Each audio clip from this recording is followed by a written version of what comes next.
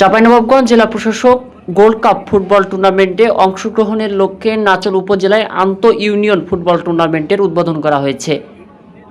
শনিবার সকাল 9:30টায় নাচল উপজেলা প্রশাসনের আয়োজনে উপজেলা পরিষদ মাঠে টুর্নামেন্টের উদ্বোধন করেন চাঁপাইনবাবগঞ্জ 2 আসনের সংসদ সদস্য ডক্টর মোহাম্মদ মিজানুর রহমান।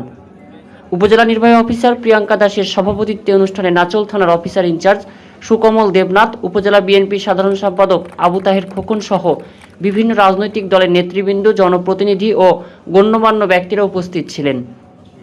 টুর্নামেন্টের মাধ্যমে নাচল উপজেলার প্রতিভাবান ফুটবলারদের বাছাই করে জেলা প্রশাসক গোল্ড কাপে অংশগ্রহণের জন্য উপজেলা দল গঠন করা হবে। আমরা সবাই মিলে এই খেলাটি সুন্দরভাবে উপভোগ করব। খেলা পরিচালনার সাথে যারা আছেন তাদেরকে বলবো নিরপেক্ষভাবে, সুষ্ঠুভাবে, শৃঙ্খলার সাথে তারা যেন খেলাটা পরিচালনা করে। খেলোয়াড় যারা আছে তারাও যেন সুন্দরভাবে খেলে।